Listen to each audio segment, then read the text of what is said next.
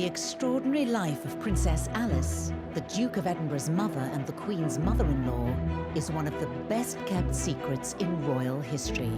A daredeviling story that would be worthy of any great Hollywood film. Born in Windsor Castle, she begins life as a privileged royal. She was almost Diana-like because she was regarded as the prettiest princess in Europe. But from the start, Alice is no ordinary princess. She was basically stone deaf. She serves as a nurse on the front line. She goes on to face huge personal challenges and is committed to an asylum. She is hearing voices, that she's in a relationship with Jesus Christ. But she would overcome these struggles to help those in need. This film will reveal the secrets of Alice's extraordinary life, using rarely seen archive and interviews with those directly affected by her selfless actions, including the Jewish family she saved from the Nazis. If it hadn't been for her, I wouldn't be alive today. Ultimately, she devotes her life to helping others. She'd set up an order of nuns to do her humanitarian work. An amazing character who indefatigably survived through some of the toughest events of the 20th century. Alice was a woman who refused to fit the royal mold. Why has her remarkable life remained out of the public spotlight for so long? Princess Alice is very definitely the royal family's best-kept secret.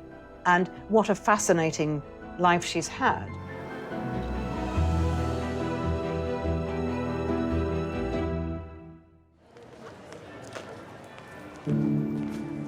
On a winter's day in December 1969, London goes about its business largely unaware of the sadness within the walls of Buckingham Palace.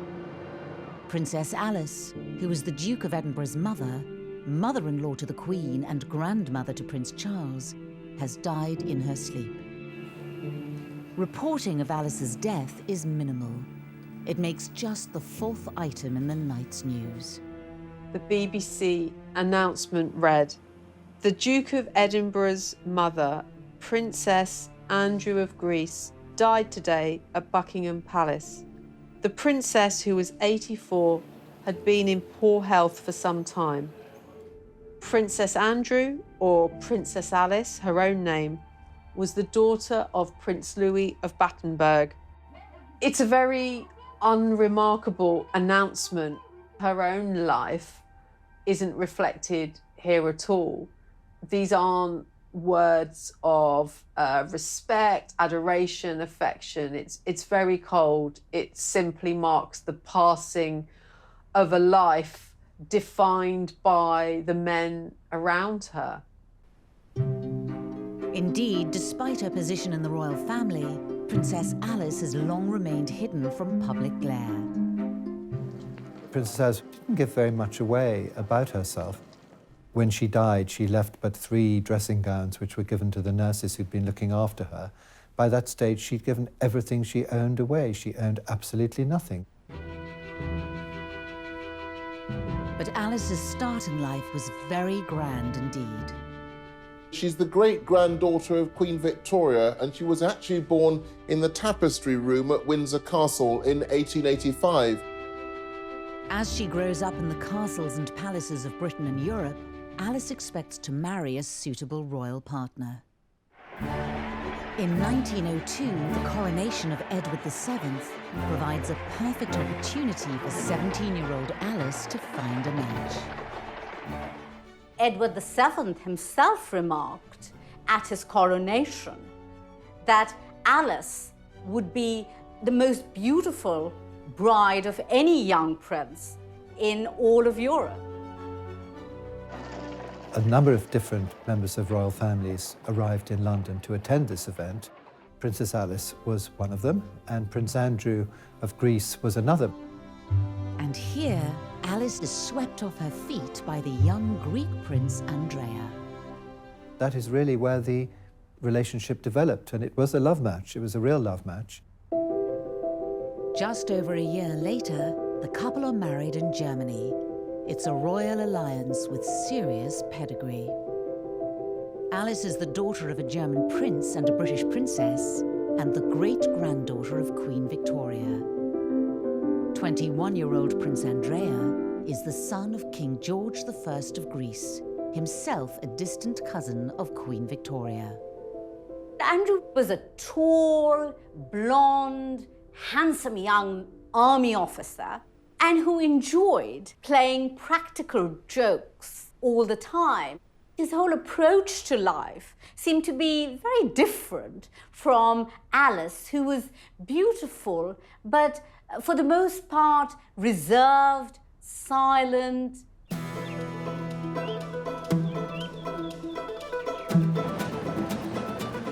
The newlyweds head for Athens in 1904 to start their married lives together at the royal palace.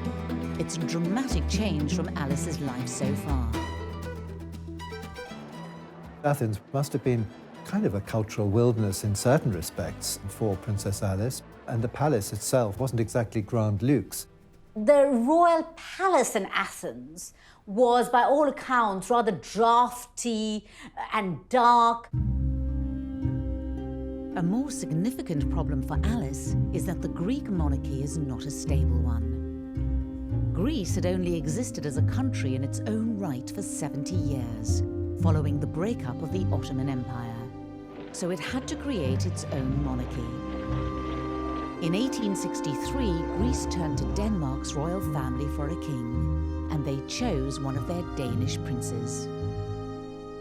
King George I of Greece had been imported from Denmark, so none of the Greek royal family had any Greek blood whatsoever. They had Danish blood and they had Russian blood. Despite the national ambivalence to the new royal family, the Greek people take to Alice immediately. She certainly provided a great injection of glamour into the Greek royal family. She was a bit almost Diana-like because she was regarded as the prettiest princess in Europe. She quickly learnt to speak Greek and she quickly started producing children. Alice enjoys her new life in Athens. Within 2 years, she has given birth to 2 daughters, Margarita and Theodora. But there are clear signs that trouble lies ahead for Alice and for her family elsewhere in Europe. The beginning of the 20th century was a difficult time for the European monarchies. There was unrest, particularly in Russia, and this unrest was also to be found in Greece. A sense that monarchy had had its day and revolutionaries were beginning to, if not seize power, at least to agitate for power. A tragedy in Alice's family, born out of this unrest, would prove to be a huge turning point in her life. Her favorite aunt, Grand Duchess Ella, lives in Russia with her husband Sergei, the Governor General of Moscow, a man with dangerous enemies. And in 1905, Grand Duke Sergei is horribly assassinated by a bomb which blows his carriage into smithereens outside the Kremlin. And this had a profound impact on Ella, who gave up her material wealth and used her time and resources to feed the poor and become much more religious and set up a convent. Alice goes to visit Russia, I think in 1909, and she sees the amazing work that her Aunt Ella is doing, which directly affects Alice and affects how she chooses to lead her own life. As Greece edges closer to war with its neighbours, Alice would soon be given the chance to follow in her aunt's footsteps and risk her life to help others. By 1912, Alice has been living as a Greek princess for 8 years. She and Andrea now have 3 daughters. Cecile was born in 1911. However, their lives are set for a dramatic change as Greece goes to war in a bid to seize new lands. There was a particular war in 1912, the First Balkan War. The Ottoman Empire, which had been so dominant in the Balkans for hundreds of years, was crumbling. So Greece was wanting to expand north and eastwards, taking over some of the Ottoman territories, which historically had many Greek occupants. And the Greek royal family are absolutely at the centre of this because Andrea is a military officer, so he's on the front. As her husband heads off to the battlefield, Alice takes the bold decision to leave her 3 children behind and follow him to the front line. Alice felt that she needed to do something for her adopted people. She goes to the front lines and works as a nurse. Alice immediately threw herself into the whole business of sort of creating field hospitals, taking part in operations. For a young woman in her 20s with no medical training, she shows great grit and innovative sense. In a series of letters that she wrote to her mother, she describes these appalling conditions in quite grisly detail, that the corridors were running with blood and people were minus arms, minus legs. And Alice was having to deal with all this, but she wanted to deal with it because the calling from her was that she was helping, and she really was helping. Alice has yet again proven that she can overcome great personal challenges in her life. As a child, it was realized all was not well. She was a very bright young girl, but at first her learning was slow because she had this problem, first of all undiagnosed and then later diagnosed as deafness. Her mother believed in a kind of tough love and had a sort of let's get on with it kind of attitude, and didn't treat Alice any differently from her other children. And let her learn how to lip read and let her fight her own battles rather than mollycoddle her. Alice rose to the challenge and became a skilled lip reader.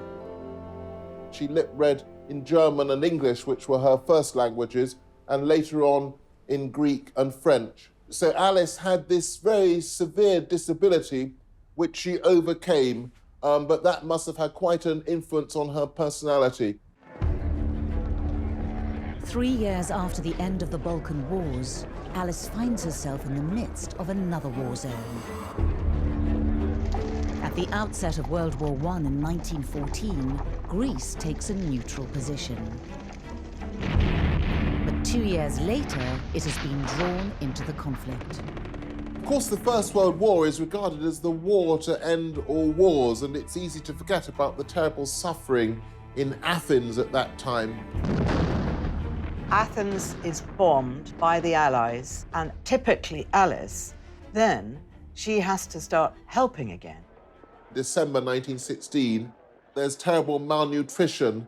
And so what does Alice do? She joins in setting up soup kitchens, in just trying to get food to the people of Athens in the dark heart of the First World War.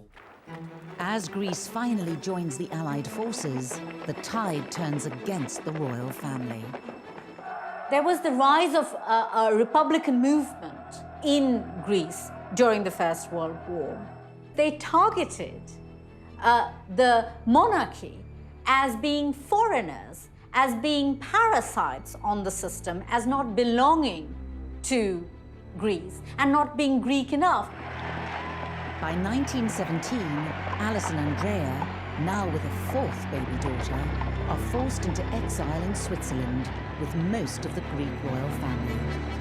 This is the first time that Alice gets a taste of what it is to be a Greek royal.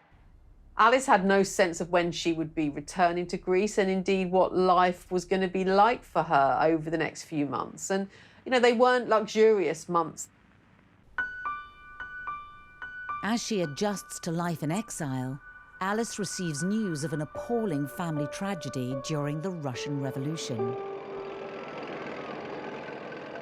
The Russian royal family, including Alice's favorite Aunt Ella, was caught up in the civil war. And in July 1918, Aunt Ella, along with several other members of the Russian royal family, were driven by the Bolsheviks to the Urals. Ella and 5 male members of her family were taken by the revolutionaries to this disused mineshaft. They were thrown down. and then rocks and stones were thrown on top of them and a grenade, which obviously killed them. But until that moment of their death, they were stoic and they were singing psalms and saying prayers.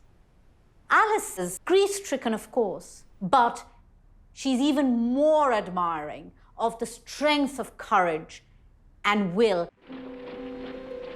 Relief and respite finally comes to Alice in 1920, when the exiled king is restored to the throne in Greece. In this rare piece of footage of them together, Alice and Andrea are now back in the land they call home. Andrea and Alice and their 4 daughters by this time, they spent most of their time on the island of Corfu at a villa called Monrepos. And that's where Alice and the 4 girls and their servants and their British nanny, Miss Roos, are living in 1921, when at last the beloved 5th child and longed-for son is born. The arrival of Prince Philip, Philippos Andreo as he was called, completes Alice and Andrea's family. But they would not have much time to enjoy life with their new baby. Greece is once again looking to take land from Turkey in their on-off conflict. Andrea is now a major general in the army. And when the Greeks suffer a humiliating defeat and are sent packing by the Turks, the royal family is back in the firing line. Andrea is a scapegoat for the dramatic defeat of the Greek forces. He comes back to Athens in disgrace, is arrested, is accused of high treason, is put on trial with other officers. The other officers are actually executed. There was clearly only going to be one outcome, and that was Prince Andrew being sentenced to death. And this was, you know, as dangerous as it got. A last-minute, behind-the-scenes deal involving the British government, King George V and the Greek leaders saves Andrea's life.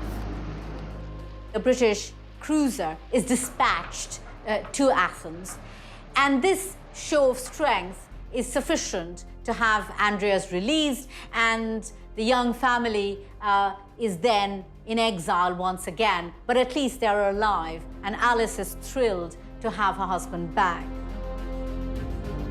They may be alive, but Alice and Andrea flee Greece with little money and few possessions. Now they are in need of a safe home for their young family once again.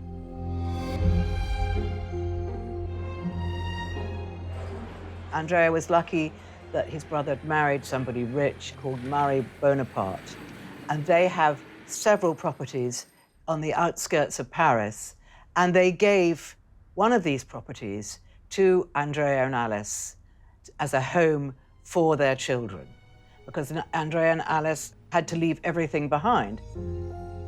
Alice and Andrea would spend 8 years in Paris, but the turmoil they've lived through is finally taking its toll on them. This phase was very difficult for Princess Alice because she had been through enormous amount of trauma and all those deaths in the family, and her husband almost being put to death himself. I mean, that would be enough to shake anybody.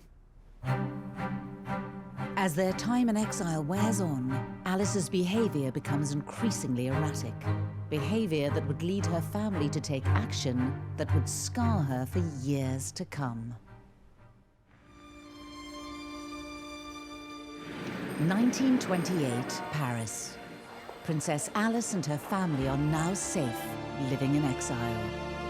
But for her, a personal inner struggle is about to begin. One that will define the next 10 years of her life.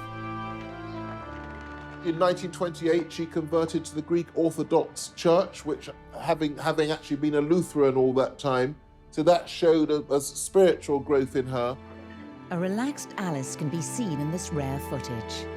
Just a year later, the memory of the brutal murders of her relatives in Russia and the increasing alienation in France all start to take its toll, and Alice's religious fervor increases.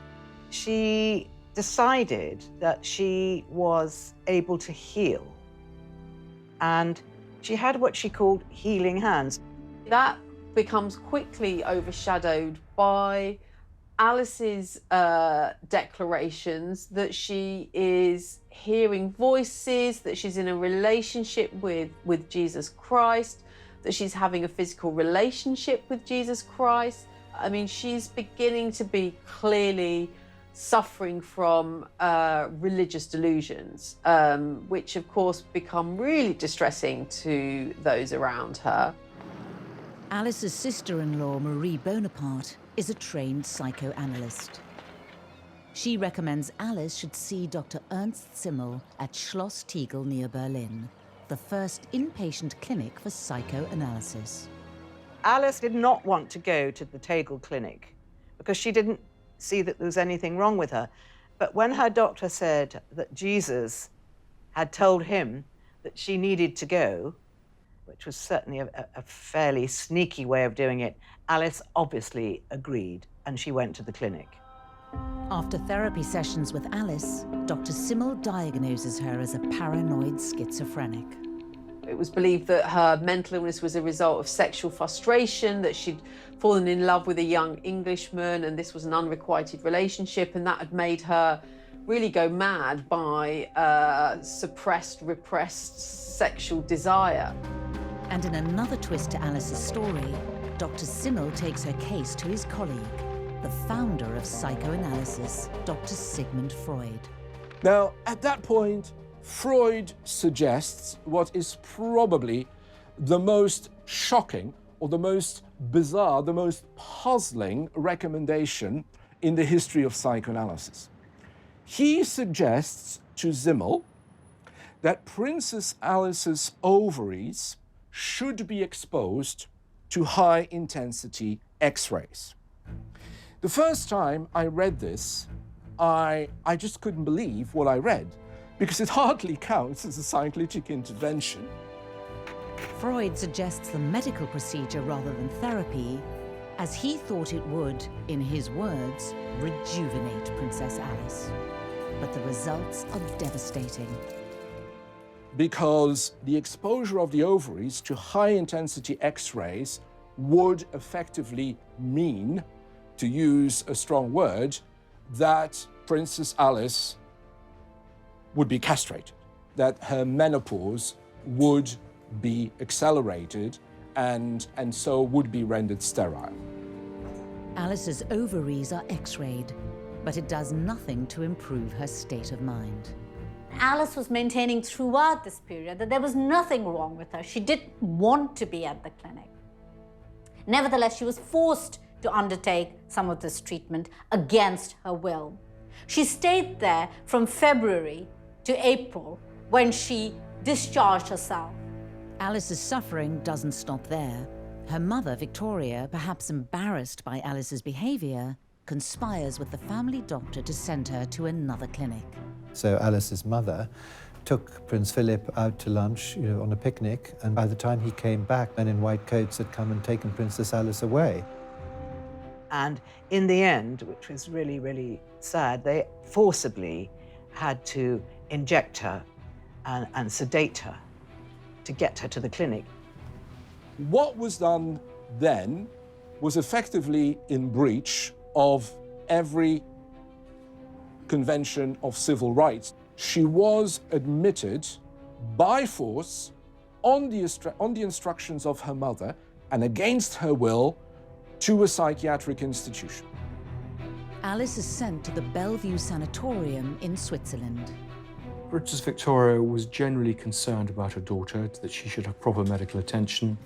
But I think a large part of it was the need to keep her out of the way, that she was a potential embarrassment. Alice's battle with mental illness is compounded by the fact that she's being held against her will. Over 2 years, she misses the landmark moments in her children's lives. She didn't attend the weddings of any of her 4 daughters. And that must have been a matter of great regret and unhappiness for her. Whilst her daughters are married and making their own way in life, Philip, her son, is still just a 10-year-old boy missing his mother. He's always said, well, it just happened. There wasn't really much that I could do about it. I just got on with it.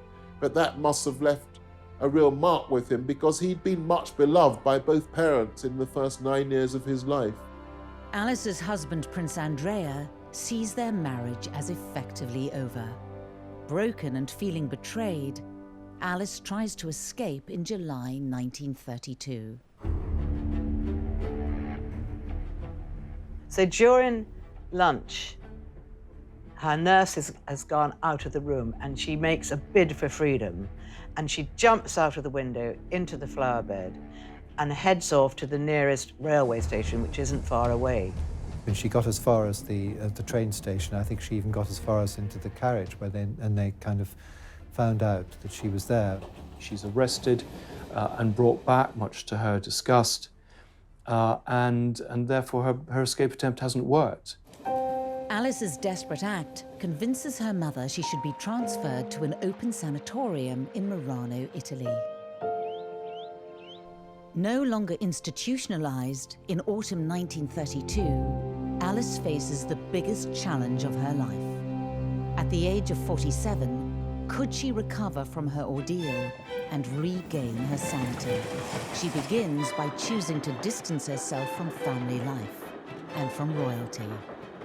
She drifted around Europe for several years. So up until 1937, she was living, with one family after another, and particularly sort of settling near Cologne, discussing religious topics, very, very involved with all the things that were interesting her, but not involved with her family. Alice probably thought that with her independence of mind, with her freedom of expression, it wouldn't be easy to go back to her own family, including her mother, who would always be looking over her shoulder, because that would always contain the risk that before long she'd be sent back to a psychiatric institution. Alice's decision to live a solitary life means her youngest child, Philip, is still being raised by relatives. I think it's important not to pity Alice during these years, but neither, I believe, should she be reviled as this heartless mother and callous wife who forgot all about her family and spent her time roaming aimlessly in Germany. What about her husband? After 5 years wandering across Europe, passing from friend to friend, Alice starts to feel like she can finally reach out to her loved ones. The connection with her family begins to be a bit closer as she, in a sense, recovers her health. She begins to communicate with her family a bit more, write letters to Philip. He's encouraged to write back to her. And so the family begins to come back together. But of course, there's to be a terrific tragedy in 1937. Alice's daughter Cecile, pregnant with her 4th child, is involved in a tragic accident. Her beloved daughter Cecile, who's married Don, a Prince of Hesse, and they're travelling by plane rather than untried technology, it turns out, in 1937. The plane hit a chimney in Ostend in thick fog, and so Cecile, her husband, her 2 boys, his mother and various other people were killed, and also died in the crash the little baby that was actually born in the trauma of the accident. And this was a horrendous event in the family. Cecile and her husband were members of the Nazi Party, and the funeral is held in Germany. This is the first time Alice has seen her family all together in 7 years. Cecile's death could have broken Alice forever. But instead of being plunged into a dreadful, dreadful gloom, because of her strength of will, I think she probably thought nothing worse than this can ever happen to me, so I'm going to get on with my life. And she actually recovered her equilibrium and came out of her phase of religious fervour and started to lead what would be considered a much more normal life. Out of the latest tragedy, Princess Alice emerges with a renewed sense of purpose.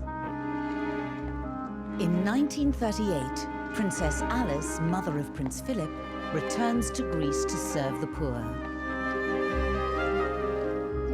During her 16-year exile, she survived hardship and horrific tragedy.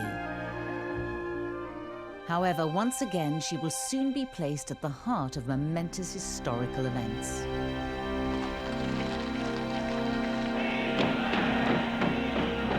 The onset of World War II requires her to draw on her reserves of courage and bravery. When German tanks roll into Athens in April 1941, the Greek royal family flee to safety. Despite the dangers, Alice decides to remain, to continue her work. I don't think that Princess Alice ever really wanted to leave Greece. I mean, that was where she belonged. She was a Greek princess by this stage, and she felt that's where she could be most useful. The Nazi invasion has devastated Athens, and thousands are left destitute and starving. Alice helps by volunteering for the Red Cross. I think one of the extraordinary things is, given the scarcity of food, that she's able to create one of the largest soup kitchens in the world at the time. And it says something about her determination, her contacts, and her ability to get things done, that it's such a success. And she feeds thousands, particularly children, young children, who are either orphans from the war or refugees, those who are helpless. This is Alice at her humanitarian best. As war continues to rage in the Greek capital, Alice is undeterred from carrying out her work. She's completely fearless. While bullets are flying, she's on the streets of Athens taking supplies to people in need. And she's heard that you don't hear the bullet that kills you. And she says, I won't hear it anyway because I'm deaf. However, Alice is about to take an even bigger gamble with her own safety. Athens is home to around 8,000 Jews. Amongst them, the Hamaiki Cohen family, prominent members of the community who have ties to Greek royalty.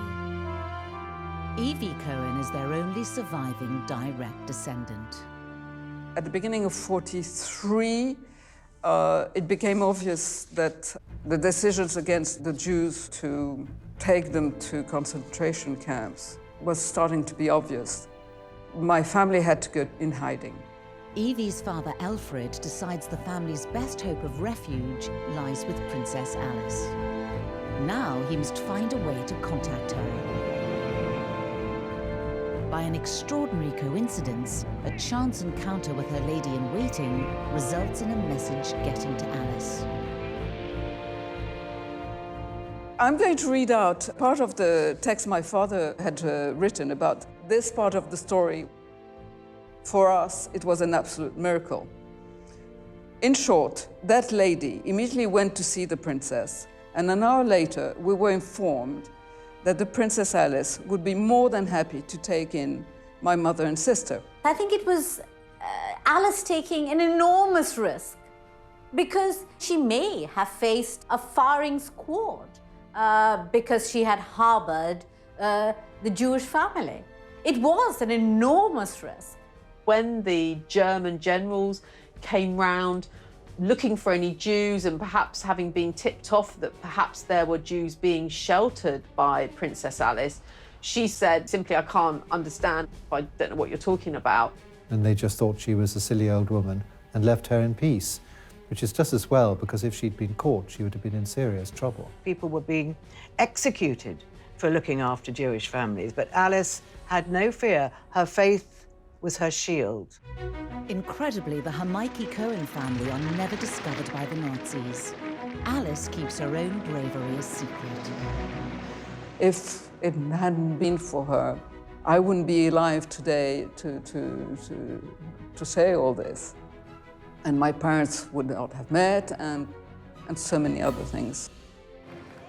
Back in Britain, her son Philip has spent the war years re-establishing the family's close links to the British royals, thanks to the patronage of Alice's brother, Lord Mountbatten. Keen to improve his nephew's prospects, Mountbatten encourages Philip's blossoming romance with Elizabeth, the future queen. Alice found out that her son was falling in love with Princess Elizabeth, and she was, of course, delighted. And although she hoped that one day maybe he might become a Prince of Greece, the fact that he was in her own homeland, Great Britain, and had fallen in love with the British princess, who was going to be heir to the throne, she was very, very happy. Soon after Philip and Elizabeth's engagement is announced, Alice travels to England to see them. Keen to provide her son with the engagement ring, she had already arranged for some of her royal jewellery to be retrieved from a secure bank vault in Paris. She had no money, so she wasn't going to be able to buy an exquisite gift for her future daughter-in-law. So she took one of her tiaras to Philip Antrobus, the jeweller, and she said, take the best stone out of this, and I want it fashioned into a ring for my future daughter-in-law, which is a very romantic thing to do. And I think it is about Princess Alice wanting her son to be seen as good enough in many ways. So here, perhaps for one of the only times in her life, playing the role of the sort of proud, slightly pushy mum who, you know, wants her son to do the right thing and being seen to be appropriate as a husband to the future Queen of England. On the 20th of November 1947, Philip and Elizabeth prepare to walk down the aisle at Westminster Abbey. The eyes of the world are centred on Buckingham Palace. Two greys draw the Irish stagecoach. Inside, Her Royal Highness Princess Elizabeth and her father. In one of the rare occasions she steps back into the royal limelight, Alice is present amongst the crowned heads of Europe.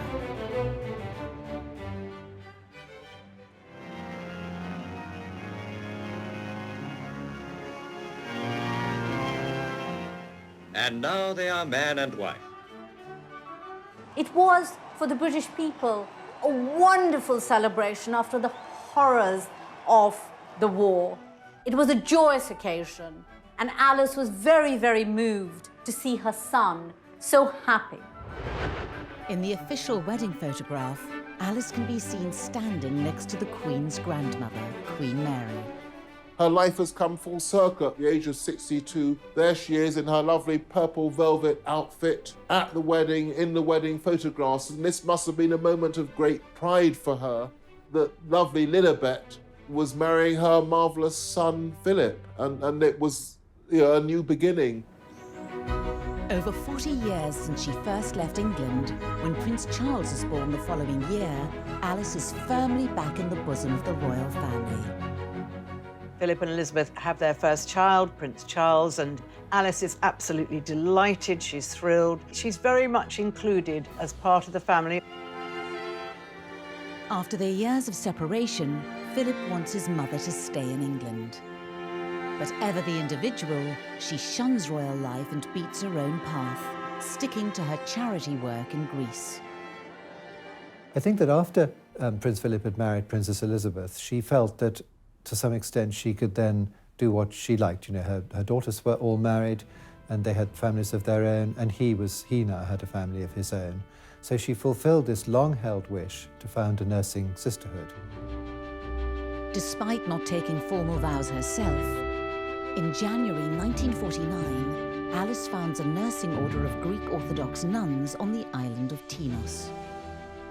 She is now able to do what she had long wanted to, that is to follow in the footsteps of her beloved Aunt Ella, who had set up an institution of nuns dedicated to service, to serving the community, not shut up in a distant cloister, but living amongst the people, those whom she could help. And Alice wanted to do the same. And I think this is what motivated her finally to set up her sisterhood. Alice is at last fulfilling what she sees as her life's mission. While she has now re-established her links to the British royal family, when she attends Elizabeth's coronation in 1953, as this rare footage shows, her choice of dress signifies both her status and her dedication to her charitable work. Princess Alice of Greece, mother of the Duke of Edinburgh, wears the dove-grey habit of her religious order. People are surprised to see her dressed in her nun's outfit. But this is no ordinary nun's outfit.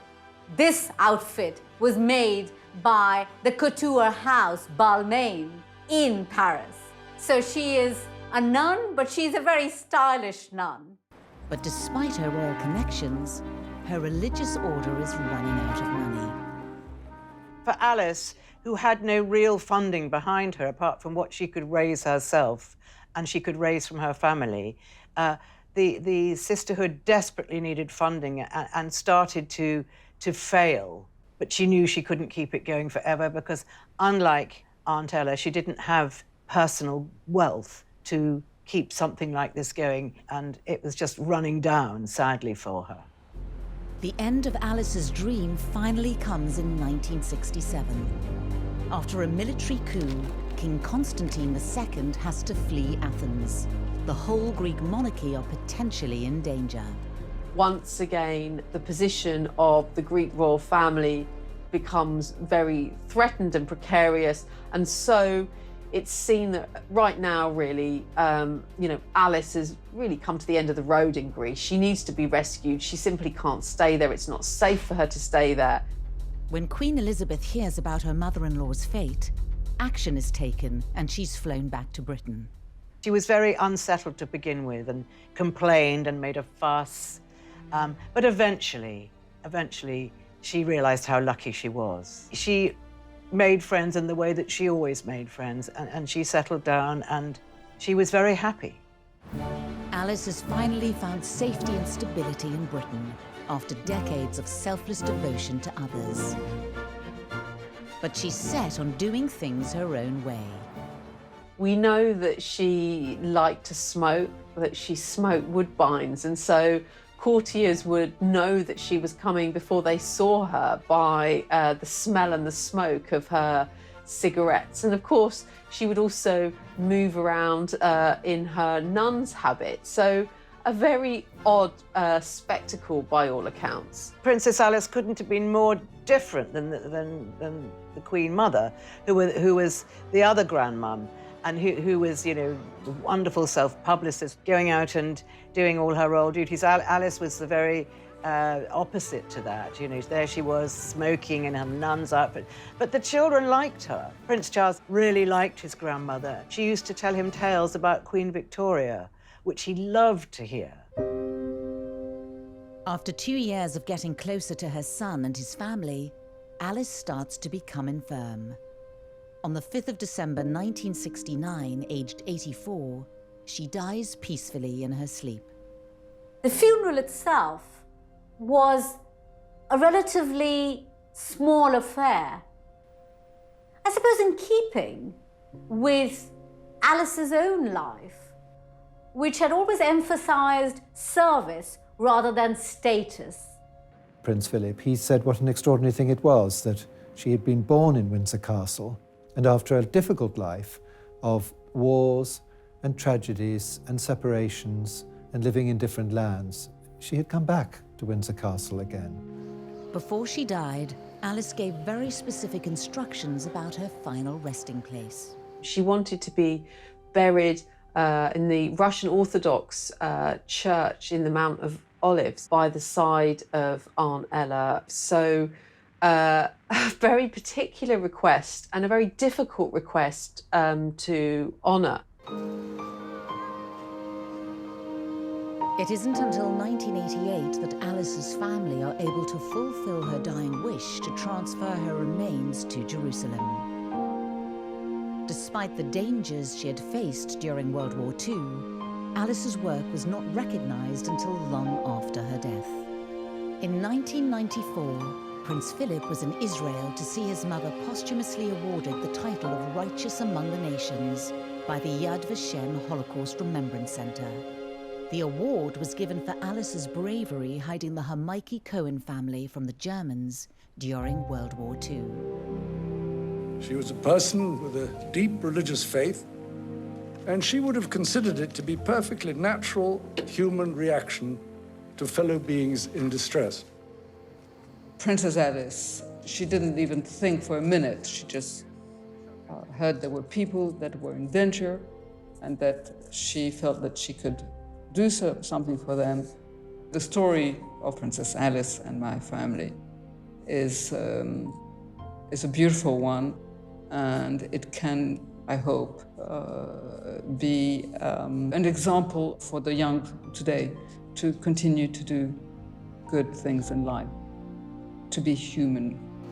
Both Prince Charles and Prince William have since travelled to Israel to visit Alice's tomb. As the years elapse, the work, the selfless work that she did, is seen as something that the royal family are incredibly proud of. And I think she is, her legacy and her life is being embraced much more by the royals and even the younger royals. And obviously that's very, very good to see. I think she's been a great influence, and I think, you know, on the whole royal family's attitude to humanitarian activities. Alice was a royal like no other. The twists and turns of her life spanned much of the 20th century and coincided with pivotal moments in history. Amazing character who indefatigably survived through some of the toughest events of the 20th century and triumphed as a sort of humanitarian icon. A really remarkable life story, and one that shouldn't be forgotten.